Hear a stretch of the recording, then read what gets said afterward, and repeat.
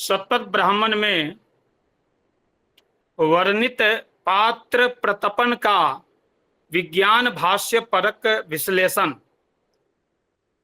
हम यज्ञ में पात्र प्रतपन क्यों करते हैं, उसका रहस्य क्या है, और विज्ञान परक जो भाष्य यानी विज्ञान जो भाष्य है वो क्या कहना चाहता है इस विषय में, वह आप सभी के समुपस्थित यथामति मैं रखूंगा।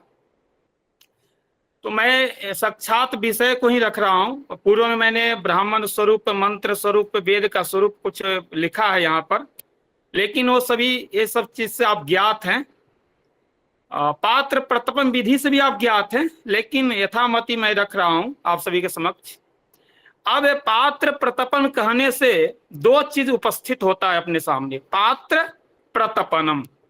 तो पहले पात्र को समझे, फिर प्रतपन को समझेंगे।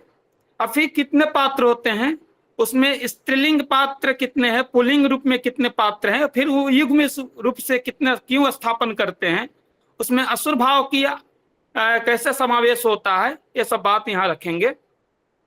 तो पहला जो पात्र शब्द का विचार करते हैं, पात्र है क्या, तो हम सामान्य लौकिक में हम जो उपयोग करते हैं वो पात्र है या इससे कुछ भिन्न है। तो पात्र शब्द का यदि व्युत्पत्ति परक अर्थ देखा जाए तो पाति अर्थात रक्षति, क्रियाम आधेयम वा इति पात्रम। इसका मतलब क्या है कि जो यज्ञ क्रिया का रक्षा करता है या जिसमें हवि पदार्थ स्थापित करते हैं या किया जाता है उसे पात्र कहते हैं। यज्ञ पात्रों में भी कुछ स्त्रीलिंग और कुछ पुल्लिंगात्मक है, और उनको जोड़े के रूप में हम स्थापित करते हैं। जैसे सूर्प पात्र है और अग्निहोत्र हवणी, ये दोनों पात्र को एक साथ में स्थापित किया जाता है। स्फेय पात्र, कपाल पात्र, ये दोनों का एक साथ में। सम्या पात्र, कृष्णाजिन पात्र, ये दोनों को एक साथ में स्थापित करते हैं। उखला मुसला, ये दोनों पात्र को। अद्रेसद उपला, ये 10 पात्र आपस में स्त्री और पुरुष हैं, और इनका युग्म रूप से यज्ञ में आसादन किया जाता है। अब प्रश्न होता है कि पात्रों को युग्म रूप से स्थापन क्यों करते हैं, क्या रहस्य है, क्या विज्ञान है वहां। तो महर्षि याज्ञवल्क्य जी कहते हैं कि दो में शक्ति होती है। जब दो परस्पर सहयोग की भावना से काम करते हैं तो वह काम सुदृढ़ माना जाता है। इस प्रकार यज्ञ द्वारा अपूर्वोत्पादन के लिए युग्म रूप से पात्रों को रखने का विधान है। अब इसका प्रमाण कहाँ है, क्योंकि लक्षण प्रमाणाभ्याम वस्तु सिद्धि इति अस्माकं न्यायः वर्तते, अतः प्रमाणं तत्रैव अस्ति। एकः मंत्रः अस्ति तत्र शतब्राह्मणे, अथ त्रिणैः परिस्त्रणाति द्वन्द्वं पात्राणि उदाहरति, सुरपंचाग्निहोत्रंच हवनीयंच स्फेयंच कपालानि च सम्यांच। ऐसा 10 पात्रों को वहां नाम रखे गिनाए गए हैं इस मंत्र में। ये प्रमाण है 10 पात्र का। ये पात्र विचार हो गया। अब प्रतपन विचार करते हैं तो प्रतपन का अर्थ क्या है, फिर विज्ञान भाष्य में क्या कहते हैं उसका करते हैं। प्रतपन शब्द पर विचार करें तो संस्कृत व्याकरण के अनुसार प्र उपसर्ग पूर्वक तप संतापे धातु से जब ल्यूट प्रत्यय करने पर यह निष्पन्न होता है प्रतपनम, जिसका अर्थ होता है प्रकर्षेण तप्यते इति प्रतपनम। यजमान द्वारा वाक् संयम यानी मौन हो जाने के बाद ऋत्विक अध्वर्यु प्रत्युष्टगुं रक्षः प्रत्युष्टाय मंत्र के द्वारा पात्र को अग्नि पर तपाता है। इसी को प्रतपन प्रक्रिया या पात्र प्रतपन कर्म कहते हैं। यही इसका मतलब है। अब थोड़ा विज्ञान के दृष्टि से देखा जाए, विश्लेषण थोड़ा इस पर किया जाए, तो मंत्र आपका जो मुझे एक मंत्र मिला हुआ है उसमें वो मंत्र बोल देता हूं। उसी मंत्र के द्वारा अध्वर्यु जो है, यजुर्वेद के ऋत्विक का नाम अध्वर्यु है, चारों वेद के ऋत्विक अलग अलग होते हैं। तो ये दर्शमास प्रकरण चल रहा है। दर्शमास प्रकरण में विशेष तौर पे आग्नेन्द्र और अध्वर्यु, दो ऋत्विक ज्यादा काम करते हैं। अब लेकिन यहाँ जो ऋत्विक है, वह अध्वर्यु ऋत्विक है, वह पात्र को लेके तपाता है और मंत्र बोलता है, प्रतिष्ठगु रक्षः प्रतिष्ठा अरातयः निष्टुप्तगु रक्षो निष्टुप्ता अरातयः इति वा देवा हवै यज्ञं तन्वानाः ते असुरक्षेभ्यः आसंगात् विभयान् चक्रुः तद यज्ञ मुखा दिव्यै तन्नाष्ट्रा रक्षांस्य तपो हन्ति। यह मंत्र है यजुर्वेद के द्वितीय ब्राह्मण का तृतीय मंत्र है। इसका अब थोड़ा अनुवाद देख लिया जाए तो अथ शब्द का तो आप सभी जानते ही हैं कि प्रसिद्ध मंगल भी है, आनंतर्यवाची भी है, लेकिन यहाँ जो है अथ शब्द आनंतर्यवाची है। अब किसके अनंतर? तो कहा कि वाक संयम का अनंतर, वाक संयम का अनंतर ऋत्विक अध्वर्यु पात्र को अग्नि में तपाता है, यह मंत्र वह बोलता है। इसका अर्थ है कि राक्षस जाति जो होते हैं वह दग्ध हो गए, उसके सभी व्यक्ति दग्ध हो गए इस मंत्र भाग से, अथवा निष्टप्तम रक्षम अरातयः, राक्षस से दग्ध हो गए, इस मंत्र भाग से पात्रों की तपाता है। यह इसका इसमें दिया है। यज्ञ वितान करते हुए देवगण असुर और राक्षसों के आक्रमण से भयत्रस्त हो गए। उन भय से आत्मत्राण करने के लिए यज्ञ के प्रारंभ से ही असुर राक्षस को मार भगाया। यज्ञ मुख से ही नाष्ट्रा और राक्षसों को मार भगाता है। इसका यही भावार्थ है कि जो पात्र होते हैं वो पात्र में असुर प्रवेश कर जाते हैं, तो असुर को भगाने के लिए पात्र प्रतपन प्रक्रिया किया जाता है यज्ञ में। और यहाँ तो बहुत विस्तार है, लेकिन दो ही चीज बताऊंगा। अब मान लीजिए एक ऐसा प्रश्न आ जाए कि बिना तपाए वस्तु को यदि हम प्रयोग करते हैं यज्ञ में तो क्या अपूर्व उत्पादन नहीं होगा? तो हाँ, वास्तव में नहीं होगा। बिना तपाए वस्तु आसुर भाव से कैसे आक्रांत रहती है वस्तु, उसको यहाँ दर्शाया है। वैदिक दृष्टि में यज्ञोपयोगी प्रत्येक वस्तु का संस्कारित होना अत्यंत आवश्यक है। बिना तपाए पात्र अग्नि संस्कार से रहित होते हैं, इसलिए वे लौकिक स्पर्श, अशुद्धि और असंयम प्रभाव से युक्त रहते हैं। विज्ञान भाष्य के अनुसार यही अवस्था आसुर भाव कही जाती है और इसी से वस्तु आक्रांत रहती है। यदि वस्तु को न तपाया जाए तो वह वस्तु माने पात्र, वह पात्र आक्रांत हो जाते हैं आसुर भाव के कारण।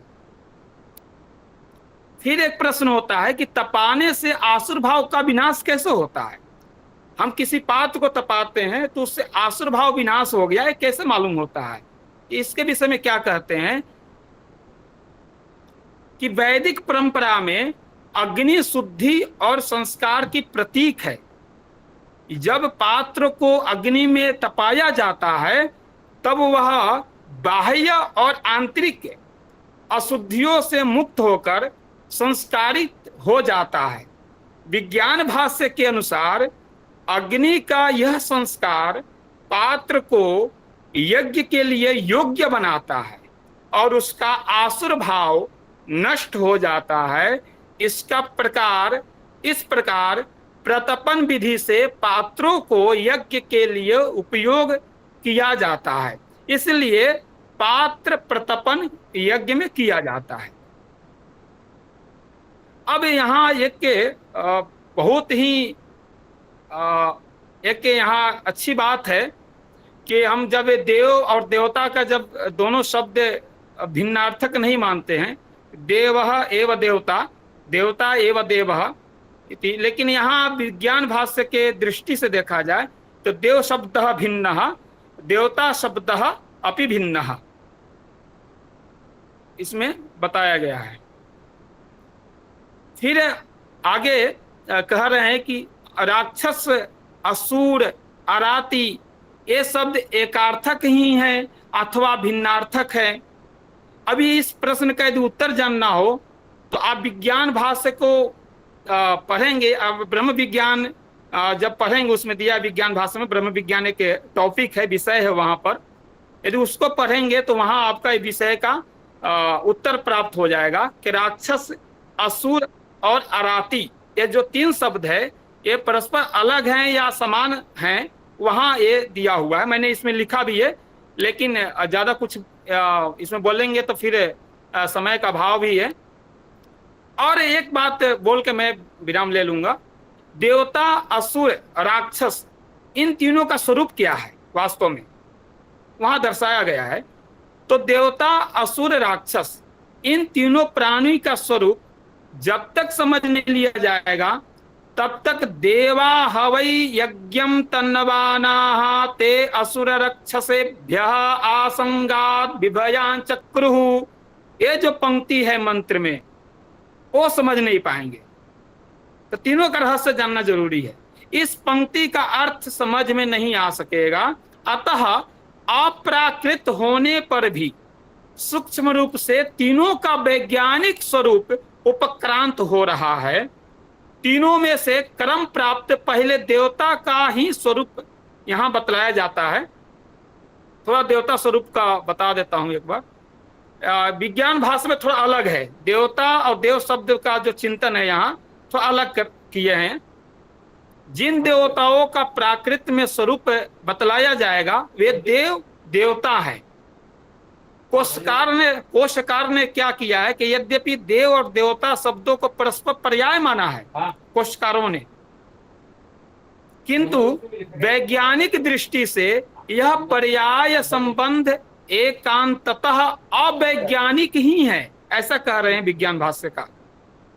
देवता शब्द भिन्न अर्थ का वाचक है एवं देव शब्द भिन्न अर्थ को अभिव्यक्त कर रहा है। देवता शब्द व्यापक है और देव शब्द व्याप्य है।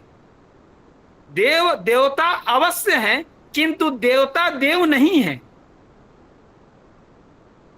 जैसे एक उदाहरण उसमें दिया हुआ है, ब्राह्मण और गौर ब्राह्मण में जो अंतर है वही अंतर देवता एवं देव शब्द में है। जैसे मैथिल, कान्यकुब्ज, महाराष्ट्र, तेलंग, सरयू पारी आदि आदि पंच गौर और पंच द्राविड़ सभी ब्राह्मण हैं। ब्राह्मण शब्द से सबका ग्रहण संभव है, किंतु पंच गौरों में जो एक गौर शाखा है वह केवल गौर ब्राह्मण से ही संबंध रखती है। सामान्य विशेष। जी जी जी, सामान्य विशेषयोः। हाँ, आगे सर इसमें बताया है जो वशिष्ठ ब्राह्मण जो न्याय है उससे आगे इन्होंने सिद्ध किया हुआ है। किंतु पंच गौरों में भी जो एक गौर शाखा है वह केवल गौर ब्राह्मण से ही संबंध रखती है। गौर ब्राह्मण भी ब्राह्मण है, परंतु ब्राह्मण केवल गौर ही है यह बात नहीं है।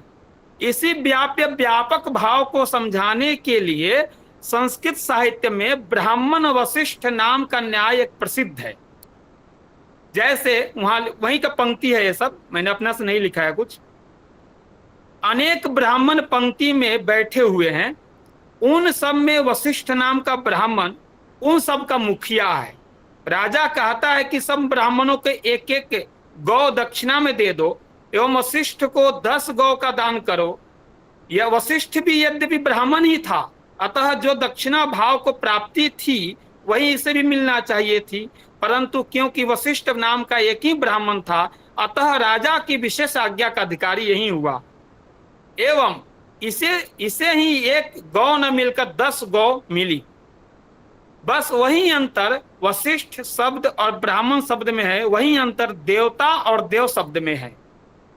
देवता शब्द ऋषि, पितर, असुर, गंधर्व, देव आदि सभी प्राणों का वाचक है एवं देव शब्द उन प्राणों में से जो सौर प्राण नाम का 33 प्रकार का जो देव प्राण है उसी का वाचक है एवं देव शब्द उन प्राणों में से जो सौर प्राण का 33 प्रकार का देव प्राण है उसी का वाचक है। अतः यहाँ श्रुति वाक्य भी देते हैं, श्रुति यानी वेद वाक्य भी दे रहे हैं। जैसे आप सभी को मंत्र याद ही होगा, चित्रम देवानाम उदगात, ये थोड़ा सा मैंने पंक्ति लिया है, मंत्र का ही है। और एक और मंत्र है जो देव शब्द को दर्शा रहा है, हिरण्मयेन सविता रथेन देवो जाति भुवनानि पश्यन् देव तथा श्रुतिवाक्य अत्र श्रुतिवाक्यमपि प्रमाणमस्ति, तेन प्रमाणेन एवं ज्ञायते देव शब्दः भिन्नः देवता शब्दो विभिन्नः।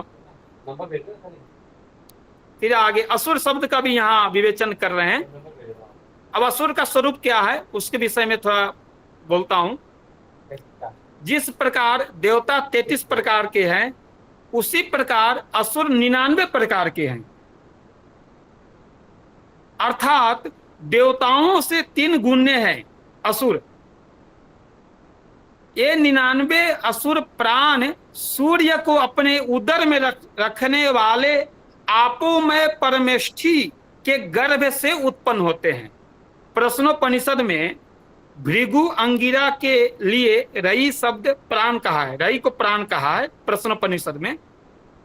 यह प्राण भाग ही उस प्रजाति का उत्क्रांत यशोवीर्य है, इसी से देव सृष्टि होती है, और रई रूप भृगु के आपो भाग से आसुर सृष्टि होती है। दोनों प्रजापति के संतान है, यानी असुर भी प्रजापति के संतान है और देव भी प्रजापति के संतान है। असुर उत्पत्ति और संख्या दोनों में देवताओं से बड़े हैं। असुर का बलवान होना आसुर प्राण का धर्म है। विद्या बल से देव प्राण प्रधान है। जो बलवान होते हैं, ऐसे वहां लिखा है, पंक्ति है, वहीं का पंक्ति है, जो बलवान होते हैं वो मूर्ख होते हैं, और जो विद्वान होते हैं वे शरीर बल से शिथिल होते हैं। इस देवा असुर विज्ञान को लक्ष्य में रखकर ये निगम वचन हमारे सम्मुख उपस्थित होता है। एक निगम माने श्रुति वाक्य है यहाँ पर, देवाश्च असुराश्च प्रजापतेर्द्वयाः पुत्राः आसन्, ये प्रमाण है कि प्रजापतेः द्वयाः पुत्राः आसन् देवाश्च असुराश्च। तो प्रजापति के दोनों संतान हैं, देव भी और असुर भी। एक और तांड्य ब्राह्मण का भी वाक्य प्रमाण है वहां पर, ते असुराः भूयांसः बलीयांसः आसन्। अब तो 3 गुणे हैं असुर, तो इसलिए भूयांसः, और बलवान भी हैं देवता से तो बलीयांसः। तो असुर देवता से ज्यादा भी हैं और बलवान भी हैं, ये कहना चाहते हैं यहाँ पर। तो यहाँ 3-4 प्रमाण है, श्रुति प्रमाण है, जिससे सिद्ध होता है कि असुर जो है वो पात्र प्रतपन के समय वो क्या करते थे, उसमें प्रवेश करके, पात्र प्रवेश करके यज्ञ को विध्वंस करते थे। उनको तपाने के लिए, यानी असुर को मारने के लिए हम पात्र प्रतपन कर्म करते हैं यज्ञ में। श्रुआ पात्र हो, अनेक पात्र होते हैं, 10 पात्र तो यहाँ है शतप ब्राह्मण में जो दिया है, युग्म पात्र स्थापित करके दोनों को तपाते हैं। और आगे भी इसमें बहुत सारे प्रमाण दिया हूं यहाँ पर। अब उपसंहार कर देते हैं, उपसंहार किंचित उपसंहारम वदामि। उपसंहार में आहिताग्नि यजमान जब यज्ञ अनुष्ठान संपादित करता है तब यज्ञ अनुष्ठान में यज्ञ पात्रों की आवश्यकता होती है। आसुर प्राण यज्ञ पात्रों में वायु के द्वारा प्रविष्ट हो जाते हैं, यज्ञ पात्रों में वायु के द्वारा प्रविष्ट होते हैं असुर।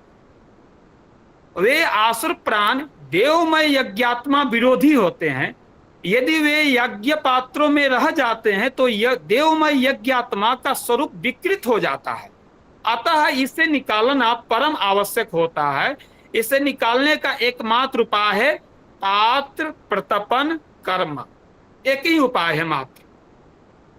अब एक लक्षण प्रमाणाभ्याम वस्तु सिद्धि, इस न्याय के आधार पर एक मैं श्रुति वाक्य देता हूं। अग्निर्वै रक्षसाम अपहंता अग्निर्वै ज्योति रक्षोहा। अनेन श्रुतिवाक्येन ये असुर प्राणाः यज्ञ पात्रेषु भवन्ति तान असुर प्राण रूपान यज्ञ अग्नि ताप माध्यमेन यह अध्वर्यु ऋत्विक अध्वर्यु नाशयति, उनको नाश करता है, उसको तपात के मार भगाता है। ये कहने का मतलब है इसी श्रुति के आधार पे आग्नेय प्राण उस असुर प्राण का नाशक होता है। आग्नेय प्राण यानी अग्नि का जो प्राण है, पात्र प्रतपन कर्म, ये असुर प्राण का नाशक होता है। उन्हीं को नाश करने के लिए पात्र प्रतपन कर्म किया जाता है।